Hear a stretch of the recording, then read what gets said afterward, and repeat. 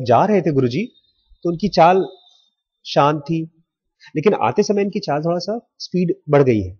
उसको समझ में नहीं आ रहा था, क्योंकि वो जब राजा के उसके बीच में जो बातचीत चल रही थी, ये वहां नहीं था, तो चुपके से दिया था इनको डोनेशन। फिर जब चले गए गुरुजी वहां बाथरूम करने, तो उसने वो झोला खोलकर देखा, उसमें देखा सोने का पत्थर रखा हुआ है, मोटा सा। ये दोनों जो साधु और ये लोग साधु इसलिए बने थे बिकॉज इनके लाइफ में सबसे इंपॉर्टेंट काम था भगवान का एक्सपीरियंस करना, एनलाइटेंड होना।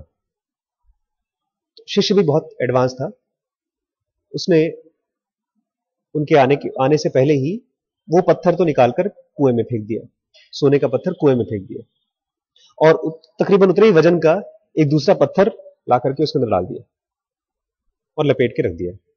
गुरुजी आए, उन्होंने कहा सब ठीक ठाक? उसने कहा सब ठीक। उन्होंने चेक किया, ऊपर से ही पत्थर है, उसने कहा।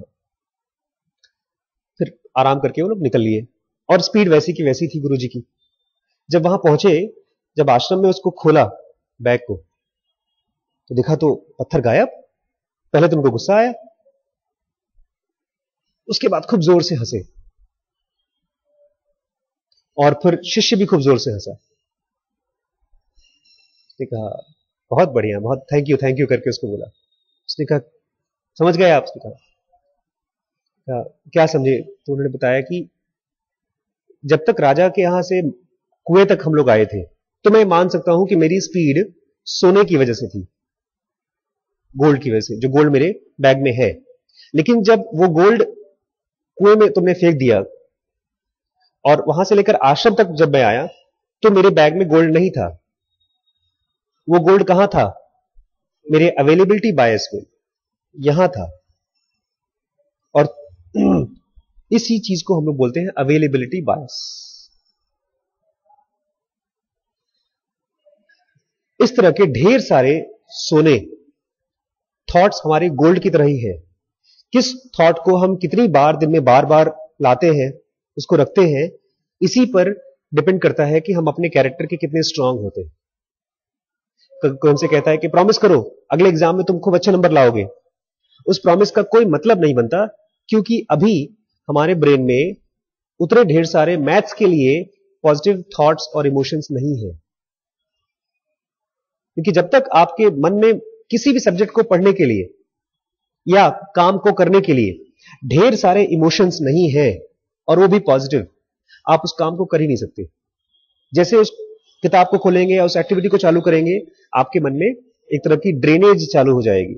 सेविंग्स बैंक अचानक से खट खट खट खट खट खट कम हो जाएगा।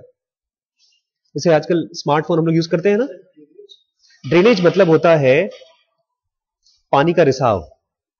टंकी है, टंकी में छोटा सा एक होल कर दीजिए तो टपक गिरेगा। उसमें बड़ा सा होल हो, 10 मिनट के अंदर में आपकी 500 लीटर टंकी खाली हो जाएगी। तो वैसे तो कुछ नहीं, आप बहुत खुश हैं, आराम से सुबह से लेकर शाम तक चल रहे हैं, लेकिन शाम को आपने कोई ऐसी एक्टिविटी चालू कर दी जो आपका इमोशनल ड्रेनेज कर रहा है, खट करके आप पूरे उदास हो गए 2 ही मिनट में। इसी चीज को अपसेट हो गए, इसी को बोलेंगे आप अपसेट, लेकिन मैं इसको बोलता हूं ड्रेनेज, इमोशनल ड्रेनेज। इसको ठीक कैसे करें? इसके लिए अब पहले तो आपको मालूम पड़ना चाहिए कि ये 1 मिनट का काम नहीं है कि आपने चिप्पी लगा दी, क्योंकि अभी तो आपको पता भी नहीं कि कौन सी एक्टिविटी से आपके ब्रेन में ड्रेनेज होता है। टंकी में अगर पानी गिर रहा है तो मालूम है कि कहां से टपक रहा है, और टंकी के बजाय अगर किसी ट्यूब में पंक्चर है तो उस ट्यूब के पंक्चर को खोजना ज्यादा मुश्किल है।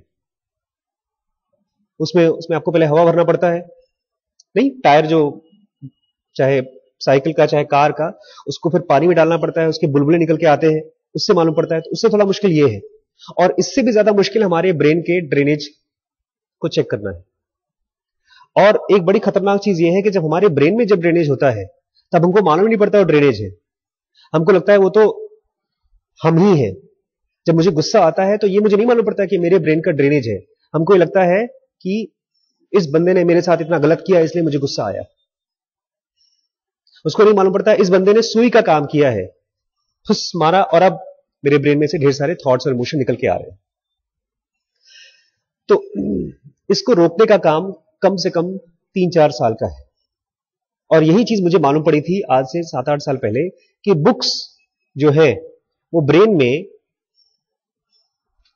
की झिल्ली को मोटा करने का काम करती हैं। वो ऐसे थॉट्स हमको देती हैं और हमारे अवेलेबिलिटी बायस को डिस्टर्ब होने से रोकने के लिए, जब हम यहां रखा हुआ है मेरे दादाजी का थॉट या मेरी गर्लफ्रेंड का थॉट या मेरे टीचर का थॉट, ये कमजोर थॉट्स हैं। अब मैंने एक किताब खोली जो मुझे बहुत स्ट्रांग विचार दे रही है और इसको मैंने बार बार पढ़ा है, तो अचानक देखेंगे इस बुक्स के विचार से मेरा ये थॉट हट जाता है। और इसकी लाइव एग्जांपल ये है, कुछ दिन पहले मेरे मन में बहुत डिस्टर्ब थॉट्स थे, तो मैंने कुछ किताब भी नहीं लाया, मैं जो मेरे पास बुक्स है उसकी कहानी मैंने अपने छोटे भाई को बताना शुरू कर दिया। विद इन 10 मिनट्स मेरे ब्रेन के ड्रेनेज थे कम हो गए, जो डिस्टर्बिंग थॉट्स थे नहीं थे। बनारस के काशी नरेश के बारे में कहा जाता है, अपेंडिक्स एक यहां पर ऑर्गन होता है, वो जब फट जाता है या तो उसमें पॉइजन हो जाता है, उसमें जब इंफेक्शन हो जाता है तो अपेंडिसाइटिस बोलते हैं। वो सबसे सीवियर पेन होता है। दो तरह के पेन पेट में सबसे खतरनाक होते हैं, एक पथरी का, गुर्दे की पथरी का, और दूसरा अपेंडिसाइटिस का। तो जब उनका ऑपरेशन हो रहा था तो ऐसे ऑपरेशन के लिए पेट काटना पड़ता है, तो नॉर्मली हम लोग एक एनेस्थीसिया देते हैं, बेहोशी की दवाई देते हैं, तो आदमी बेहोश हो जाता है और वो उसका ऑपरेशन कर दिया जाता है। काशी नरेश ने एनेस्थीसिया नहीं लिया।